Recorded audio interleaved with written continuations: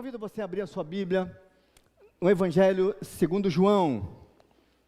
Abra mesmo a sua Bíblia, porque nós não vamos projetar esse texto não, para que você possa ter a sua Bíblia em mãos, aberta aí. Esse aí é o tema da nossa mensagem, a oração sacerdotal de Jesus, os propósitos do Filho de Deus. Nesse Dia dos Pais, nós vamos pensar aqui a partir da oração de um filho.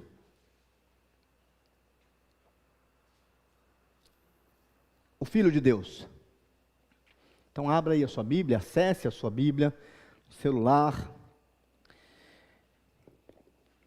Este texto que é chamado de a oração sacerdotal, presente no Evangelho de João, segundo João capítulo 17.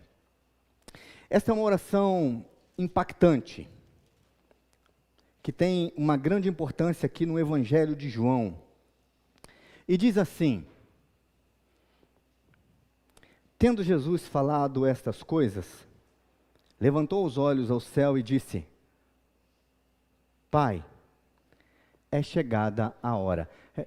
Eu não falei do culto infantil, gente. Quem é o professor do culto infantil? É a Fabi? Já foi a Fabiana? Já foram? Crianças? Então podemos seguir. Isso. Então tá bom, gente. Perdoa aí, estou ficando velho, né, Maurício? Deixando passar essas coisas. Voltando, capítulo 17, irmãos e irmãs. Tendo Jesus falado essas coisas, levantou os olhos ao céu e disse: Pai, é chegada a hora. Glorifica teu filho, para que o filho te glorifique a ti, assim como lhe conferiste autoridade sobre toda a carne, a fim de que ele conceda a vida eterna a todos os que lhe deste. E a vida eterna é esta: que te conheçam a ti, o único verdadeiro, o único Deus verdadeiro, e a Jesus Cristo, a quem ouviste, ou a quem enviaste. Eu te glorifiquei na terra, consumando a obra que me confiaste para fazer. E agora, glorifica-me, ó Pai, contigo mesmo, com a glória que eu tive junto de ti antes que houvesse mundo. Manifestei o teu nome aos homens que me deste do mundo, eram teus, tu nos confiaste, e eles têm guardado a tua palavra. Agora, eles reconhecem que todas as coisas que me tens dado provêm de ti, porque eu lhes tenho transmitido as palavras que me deste, e eles as receberam, e verdadeiramente conheceram que saí de ti, e creram que tu me enviaste. É por eles que eu rogo, não rogo pelo mundo, mas por aqueles que me deste, porque são teus. Ora, todas as minhas coisas são tuas, e as tuas coisas são minhas, e neles eu sou glorificado. Já não estou no mundo, mas eles continuam no mundo, ao passo que eu vou para junto de ti. Pai Santo, guarda-os em teu nome, que me deste, para que eles sejam um, assim como nós. Quando eu estava com eles, guardava-os no teu nome que me deste, e protegi-os, e nenhum deles se perdeu, exceto o filho da perdição, para que se cumprisse a Escritura. Mas agora, vou para junto de ti, e isto falo no mundo, para que eles tenham o meu gozo completo em si mesmos. Eu lhes tenho dado a tua palavra, e o mundo os odiou, porque eles não são do mundo, como também eu não sou. Não peço que os tires do mundo, e sim que os guardes do mal. Eles não são do mundo, como também eu não sou. Santifica-os na verdade, a tua palavra é a verdade. Assim como me enviaste ao mundo, também eu os enviei ao mundo. E a favor deles eu me santifico a mim mesmo, para que eles sejam santificados na verdade. Não rogo somente por eles, mas também por aqueles que vierem a crer em mim por intermédio da sua palavra, a fim de que todos sejam um. E como és tu, ó Pai, em mim e eu em ti, também sejam eles em nós, para que o mundo creia que tu me enviaste. Eu lhes tenho transmitido a glória que tens me dado, para que sejam um, como nós o somos. Eu neles e tu em mim, a fim de que sejam aperfeiçoados na unidade, para que o mundo conheça que tu me enviaste e os amaste, como também amaste a mim. Pai, a minha vontade é que onde eu estou estejam também comigo os que me deste, para que vejam a minha glória que me conferiste, porque me amaste antes da fundação do mundo. Pai justo, o mundo não te conheceu, eu, porém, te conheci, e também estes compreenderam que tu me enviaste. Eu lhes fiz conhecer o teu nome e ainda o farei conhecer, a fim de que o amor com que me amaste esteja neles e eu neles esteja. Que Deus abençoe a sua palavra lida nesse instante. Vamos orar mais uma vez?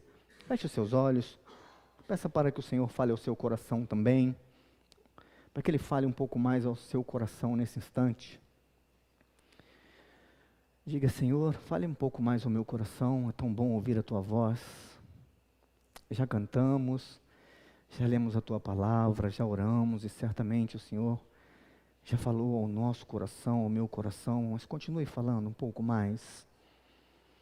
Esse é um dia especial, nós louvamos a Deus pelos nossos pais, e o Senhor é o nosso Pai.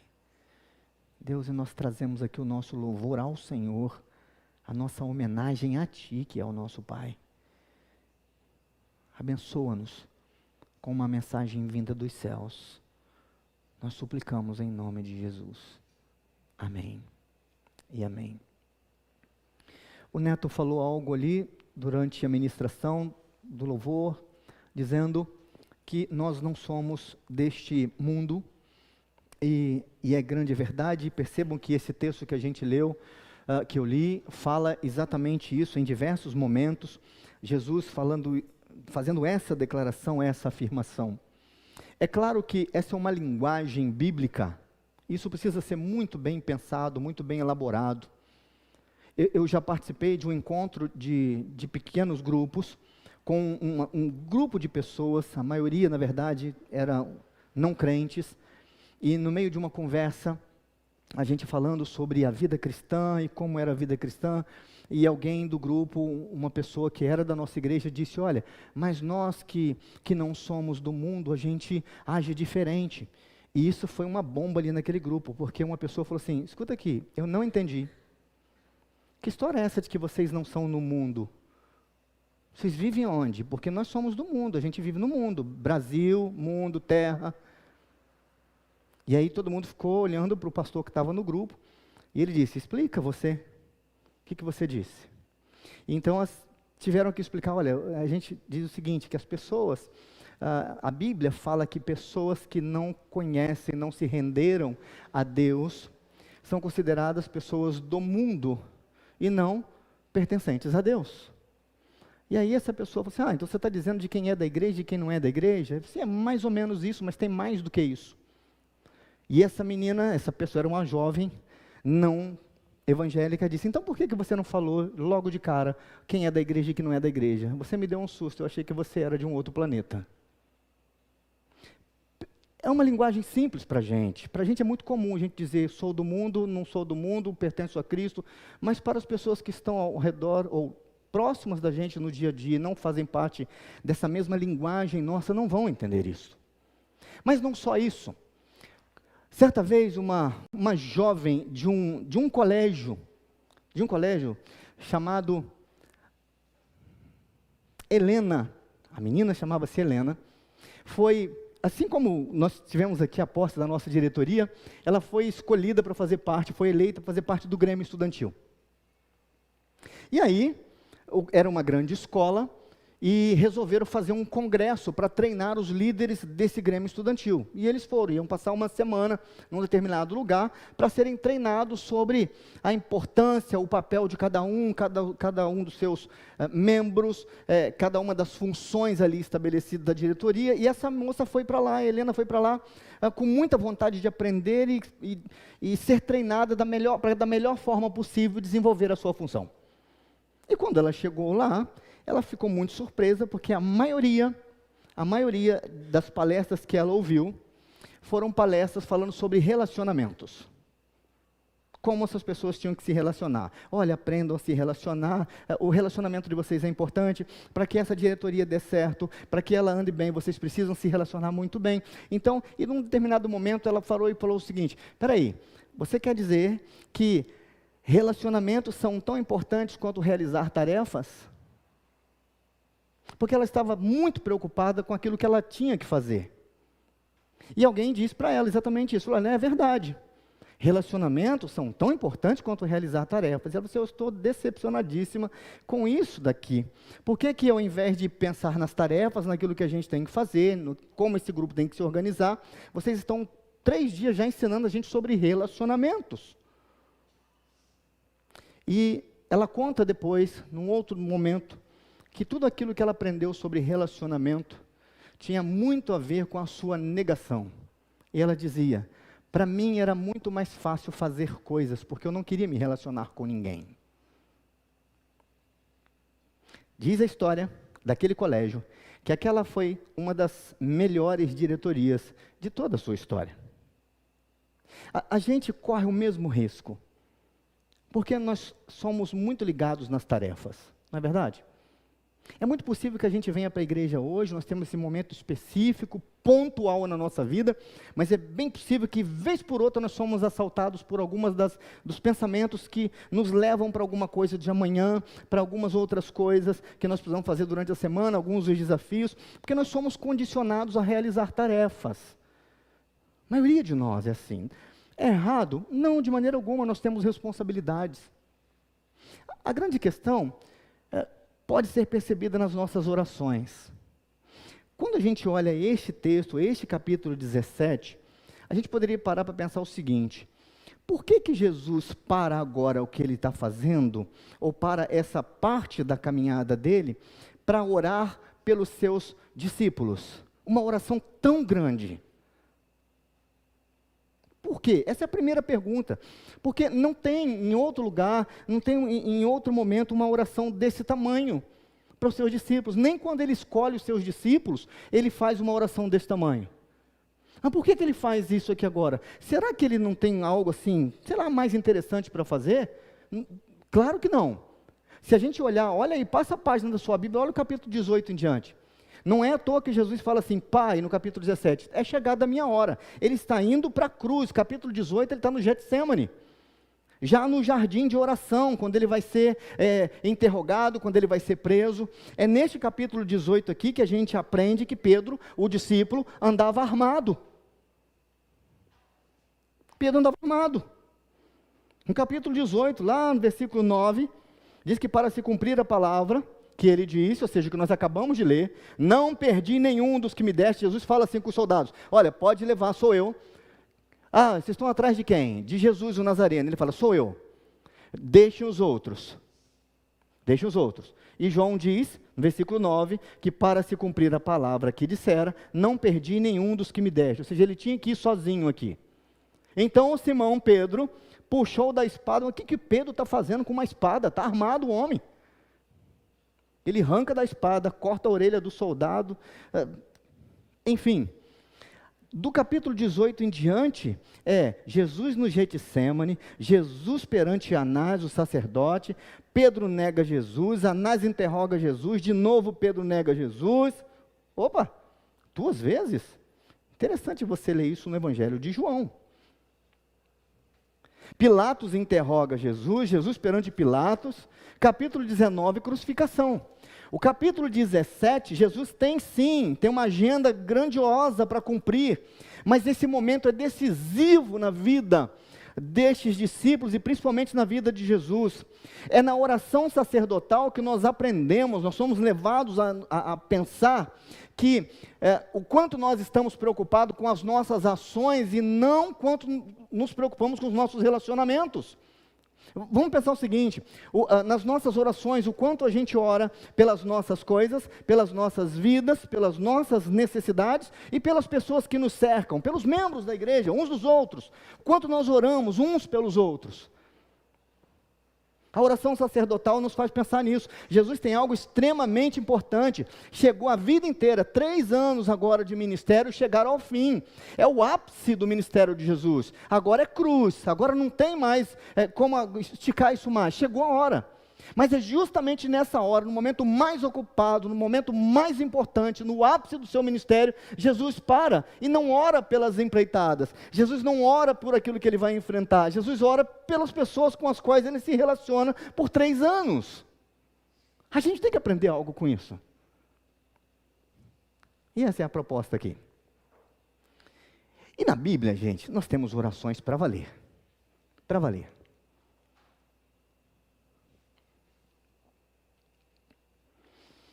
Eu sei que quando eu faço perguntas e vocês respondem aqui, para a nossa filmagem é horrível, né? Os meninos estão lá tentando lá.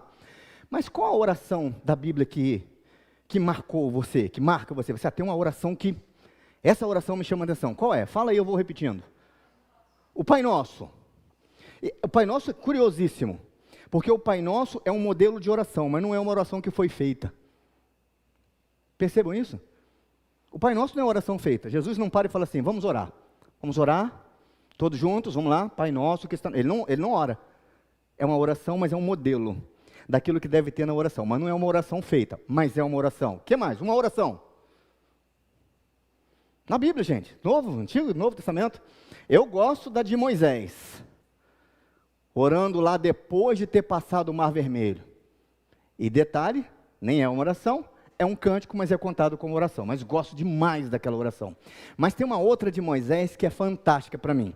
Quando Moisés olha para Deus e fala assim, ora para Deus o seguinte, Senhor, não faça a gente subir desse morro se o Senhor não for junto, não. Se a tua presença não for, me deixa aqui com essa turma, eu não vou subir. Essa oração para mim é maravilhosa. A oração de Davi, quando?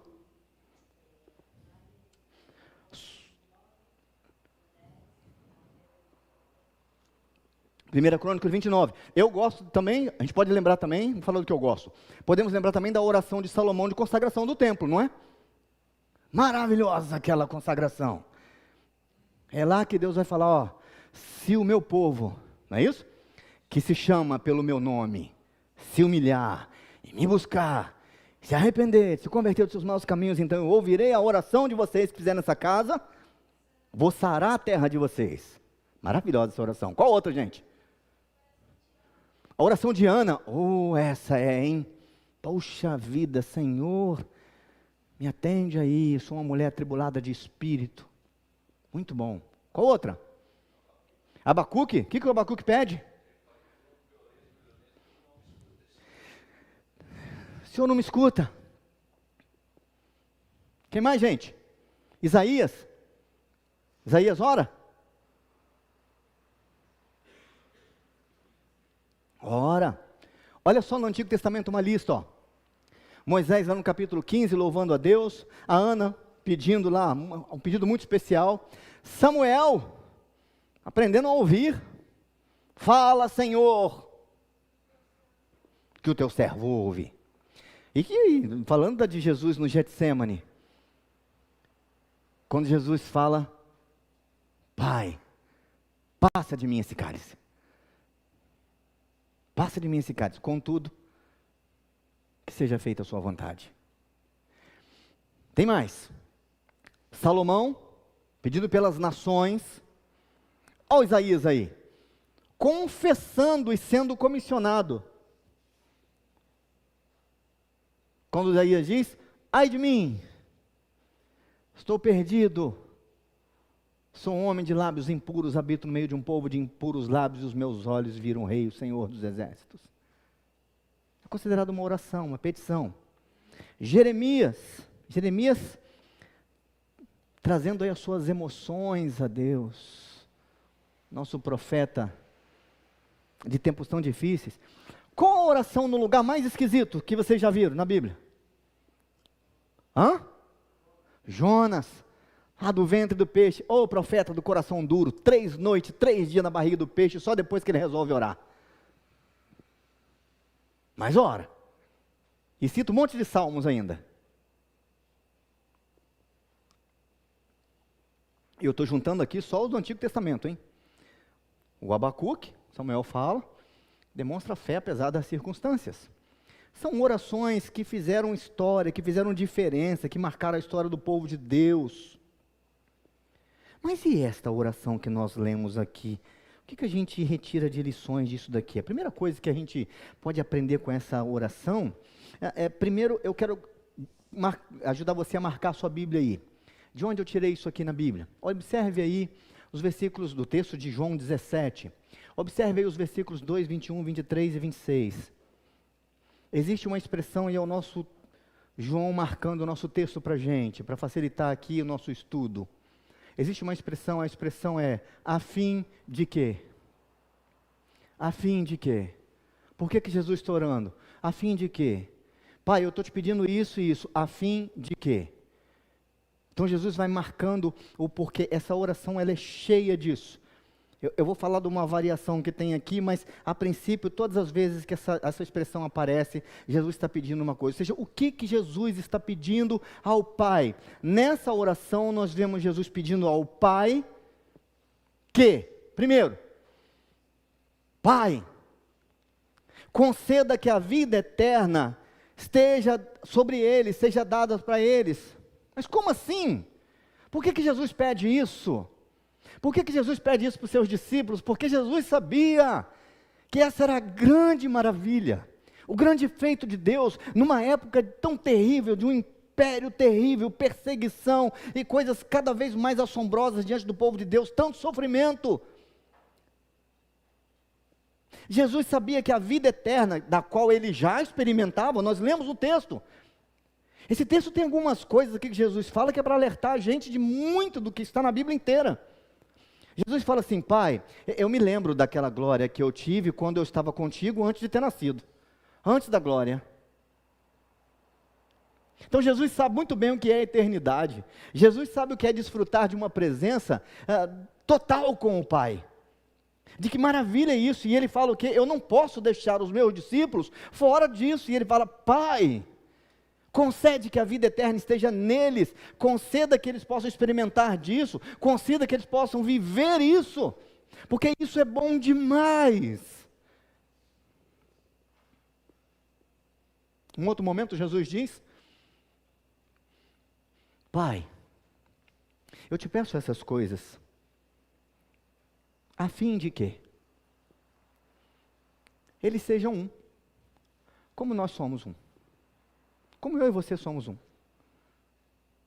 E aí depois ele fala, olha, mas eu não oro só por esses que estão aqui, eu oro por aqueles que vão ouvir a minha palavra, depois, muito tempo depois. E oro a fim de que esses também sejam um conosco, comigo, contigo, com esses que estão aqui, eu com essa turma que vai crer depois. Por que isso? Por que Jesus ora por isso? Primeiro, quando ele fala sobre a vida eterna, é curioso que Jesus dá uma definição de vida eterna. Vocês repararam isso? No início, olha só. Tendo Jesus falado essas coisas, levantou os olhos ao céu e disse, Pai, chegada a minha hora, glorifica o teu filho, para que o filho te glorifique a ti, e assim como lhe conferiste autoridade sobre toda a carne, a fim de que lhe conceda a vida eterna a todos os que lhe deste, e a vida eterna é esta, que te conheçam a ti, o único Deus verdadeiro, e a Jesus Cristo a quem enviaste.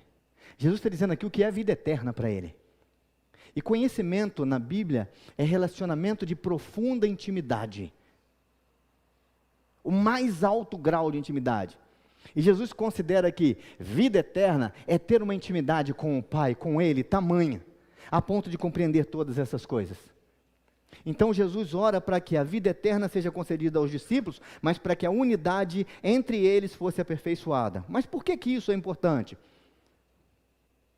Os séculos aconteceram até a gente chegar aqui, e todo mundo sabe que a união faz a força, que nós precisamos trabalhar juntos, que a igreja precisa ter unidade de pensamento, que a igreja precisa pensar e andar numa mesma direção, que a igreja trabalha e vive debaixo de uma única regra de fé e prática. Precisa ter unidade disso. Que a igreja é um corpo e ela precisa ser, esse corpo tem que ser bem ajustado, cujo cabeça é Cristo, mas cada membro faz a sua parte, se ajusta, e Jesus ora por isso, para que essa unidade tão importante, tão essencial, seja ajustada, seja aperfeiçoada. Aperfeiçoa para que eles tenham a unidade nossa e entre eles aperfeiçoada. E ele não para por aí. Num outro momento Jesus diz, a fim de que o amor de Deus estivesse sobre eles. Lá no versículo 26. Vamos olhar? Por que que isso é importante? Porque o amor, o verdadeiro amor de Deus lança fora todo medo. Porque o amor encobre multidão de pecados. Porque foi por amor que Jesus Cristo veio ao mundo. Versículo 26, eu lhes fiz conhecer o teu nome, e ainda o farei conhecer, a fim de que o amor com que me amaste esteja neles. Olha a oração de Jesus nesse sentido, ele diz, Pai, eu estou orando por eles, porque eles não são do mundo, porque você me deu eles, eu estou orando por uma turma que está vindo aí ainda que vai querer no seu nome, e sabe de uma coisa? Por tudo isso que eu oro, eu ainda acrescento o seguinte, para que da mesma maneira como o Senhor me amou, o Senhor possa amá-los também. Eu vou usar de novo um exemplo aqui de uma conversa, eu já falei e vou repetir, porque ela é uma ilustração que vem muito a calhar. Uma conversa que eu tive recentemente com uma pessoa fazendo profissão de fé, para fazer profissão de fé, e a gente falou sobre oração, numa das nossas lições. E foi curioso quando ele me disse, a oração é um negócio incrível, não é, pastor? Quando eu paro para pensar que a oração, quando alguém ora por mim, alguém está pedindo ou falando algo de mim para Deus. Já parou para pensar nisso? Porque quando eu peço alguma coisa para você aqui de perto, é uma coisa, mas alguém está pedindo algo para Deus, está me colocando diante de Deus, para que Deus olhe para mim, esse negócio é demais. E é mesmo, né? E é mesmo, é fantástico mesmo. Mas e quando o próprio Filho de Deus faz essas petições por nós?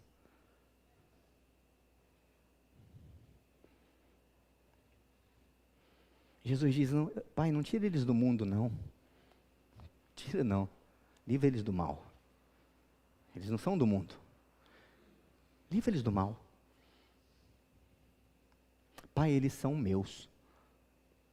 Não perdi nenhum deles, exceto o filho da perdição, Judas.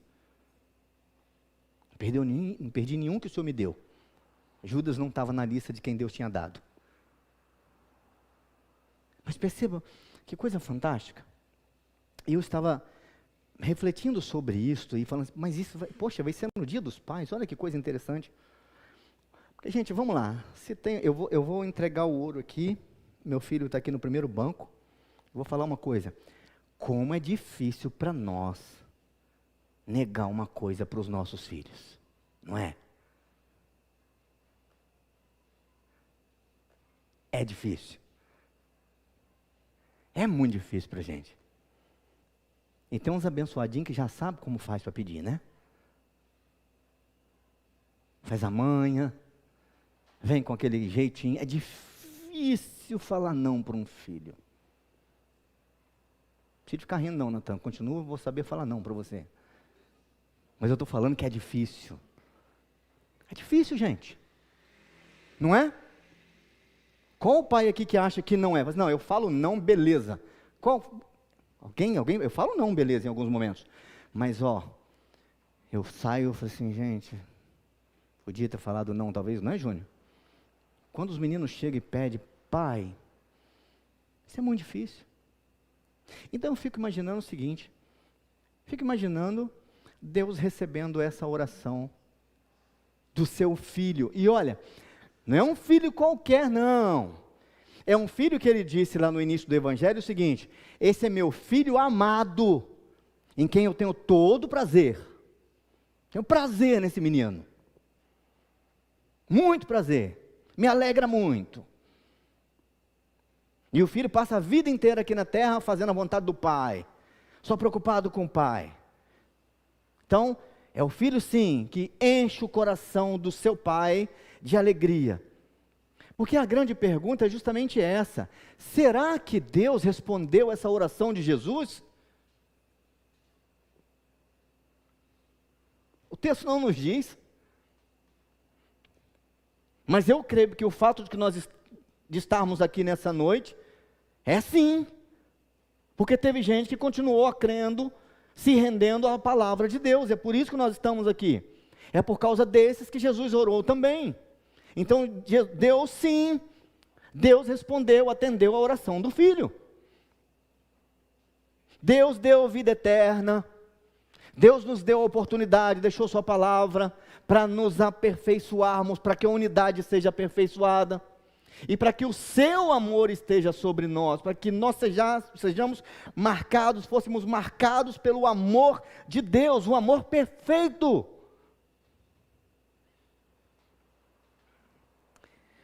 E nesse mesmo versículo 26, olha só que eu li só um pedacinho dele, mas ele diz assim: a fim de que o amor com que me amaste esteja neles, perceba que tem um a fim de quê?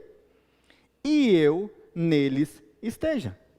Então a oração, o propósito da oração é também para que o próprio Cristo estivesse neles. Mas peraí, qual a diferença disso? A diferença é ter Cristo em nós, Cristo por nós, Cristo conosco. Jesus está no momento decisivo da sua vida, da sua história, mas Ele pensa em nós. Ele pensa no nosso relacionamento, para que a gente possa se relacionar de maneira profunda com Ele, para que a gente possa nos aperfeiçoarmos nisso. E Ele prepara tudo, até mesmo a vida eterna, para que a gente se preocupe com as coisas lá da vida eterna, enquanto vivemos a nossa batalha aqui.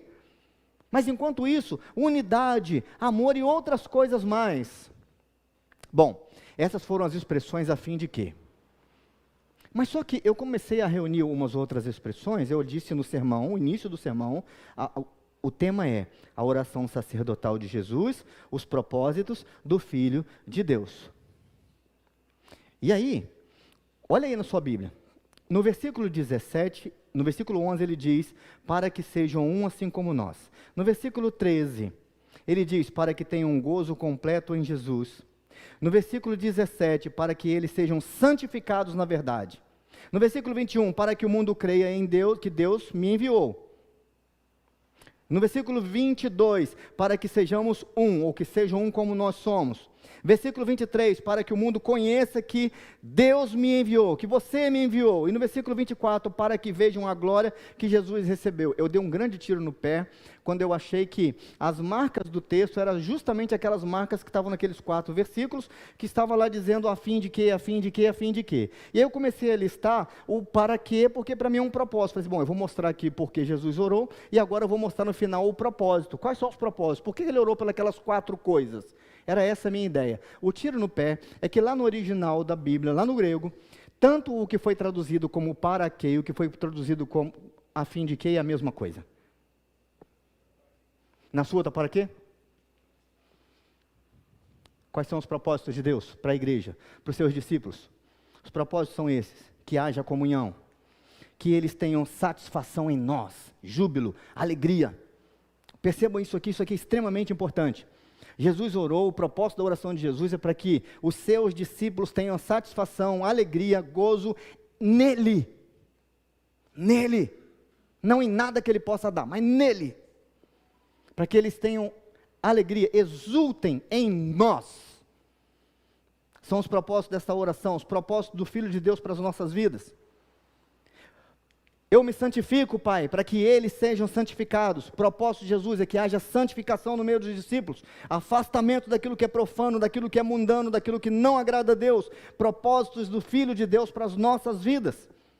E acima de tudo, e para quê? Para que haja proclamação, para que o mundo creia, para que o mundo conheça, para que o mundo saiba que o Senhor me enviou. Faça tudo isso com eles, neles, derrame essas bênçãos deles, façam todas essas coisas para que a cada dia, em tudo que eles fizerem, o mundo saiba que você me enviou.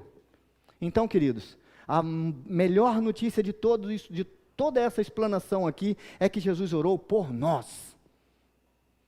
Por nós. E olha só alguns flashes desse texto. Eu te glorifiquei na terra, consumando a obra que me deste, que me confiaste para fazer. Não peço que tire eles do mundo, e sim que guarde do mal. Gente, Jesus não pediu a Deus para Deus livrar a gente da pancadaria aí fora, não. Ele pediu para deixar a gente lá, no meio dessa batalha. Evangelho que tenta tirar a gente da batalha e colocar a gente num lugar sem problema aqui na terra, não é evangelho.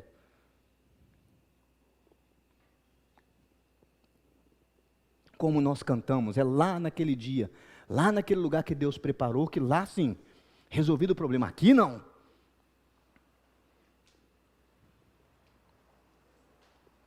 Aqui não. Ainda. Eu lhes tenho transmitido a glória que me tens dado, para que sejam um como nós o somos. E ainda um outro destaque, deste texto. Pai, a minha vontade. Vamos ler? Dá para ler aí, gente? Dá para ler? Então vamos lá. Pai, a minha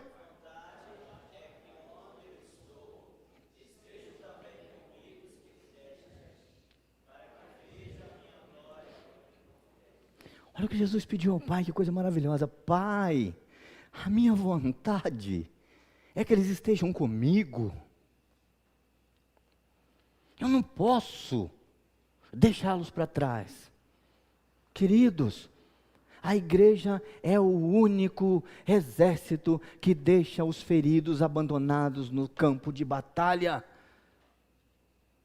Tem gente ferida, foi atingida pelo caminho. E o próprio Cristo diz: Pai, a minha vontade é que onde eu estiver, estejam também comigo aqueles que você me deu, para que eles possam ver a glória que você me deu, porque me amaste antes da fundação do mundo. É por isso que João, no começo do seu evangelho, esse mesmo João diz: no princípio criou Deus o céu e a terra era sem forma e vazia, e o Espírito de Deus andava sobre a face da terra. É isso? É isso que João diz? É isso? É ou não é, gente? O Rodney está falando que não. Vai todo mundo com você, Rodney. Isso é Gênesis. João diz que no princípio era o verbo. E o verbo estava com Deus. E o verbo era Deus. E todas as coisas foram feitas por Ele. Ele quem? O verbo. O verbo. Que verbo? Procura lá em Gênesis 1 e acha verbo lá. Acha Jesus lá. João está falando que Jesus é desde o início. Ele está falando aqui que ele estava desde o início. Aqui, ó. Eu estou antes da fundação do mundo. Você me amou antes da fundação do mundo. E João diz que Jesus estava desde o início, que todas as coisas foram feitas por Jesus, porque ele era o verbo. Lá em Gênesis 1. Cadê o verbo? Cadê Jesus? Haja. Quando Deus diz, haja luz. Todas as coisas são criadas pela palavra de Deus, pelo verbo. É por isso que João diz que o verbo se fez carne e habitou entre nós. E vimos a sua glória. Glória como a do unigênito do Pai. Pai, a minha vontade é esta, que onde eu estou, estejam também comigo os que me deste, para que me vejam a glória que me conferiste, porque me amaste antes da fundação do mundo. Deus orou para nós, para quê, gente? Primeiro, para vivermos em comunhão com Ele. Segundo, para desfrutarmos de satisfação que só Ele pode dar. Deixa eu falar uma coisa, afirmar algo aqui, vou fazer uma afirmação categórica. Não existe nada nesse mundo, em lugar nenhum, capaz de dar a satisfação que há em Cristo. Nada.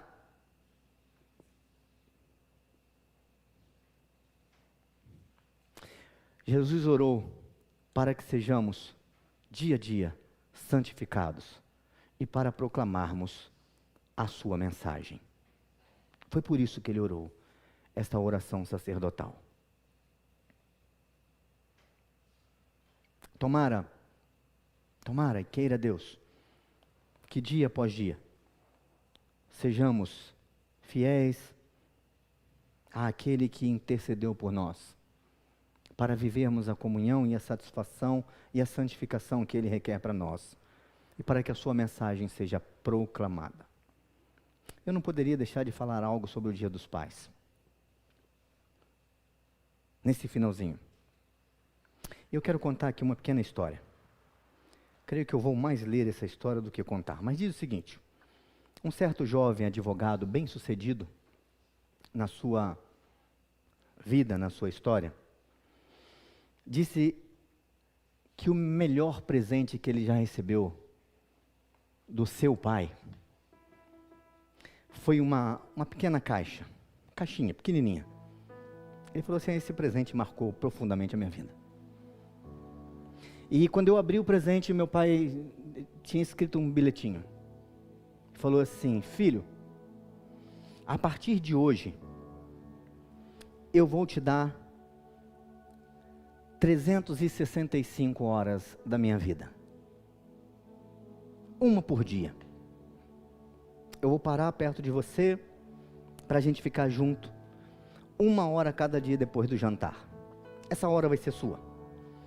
Nós vamos falar do que você quiser, nós iremos onde você quiser, nós brincaremos do que você quiser brincar. Será a sua hora. Ele disse que o pai dele não só cumpriu a sua palavra, como foi além. Que essa promessa, esse presente que ele deu, não ficou só naquele ano. E o pai dele passou a fazer com ele até a morte, enquanto estiveram juntos. O pai dele fez isso. Filho, você tem 1 hora comigo. Ele diz que isso foi renovado e renovou a sua vida em tantos momentos, que ele acreditava ser isso o maior presente de toda a sua vida. E ele disse ainda, fez a seguinte declaração: eu sou o resultado do tempo do meu pai. Eu sou o resultado do tempo do meu pai. Quando a gente lê esse texto da oração sacerdotal, há uma coisa que a gente perde na leitura, quando fazemos uma leitura rápida. Nós prestamos atenção em tudo isso que nós mostramos aqui e esquecemos a temporalidade. Ou seja, Jesus sabia que o tempo da sua cruz estava chegando, estava se esvaindo. E mesmo assim, com uma agenda importantíssima, ele ele se encontra com seus discípulos e ele ora por eles. Nós somos o resultado do tempo de Deus em nós.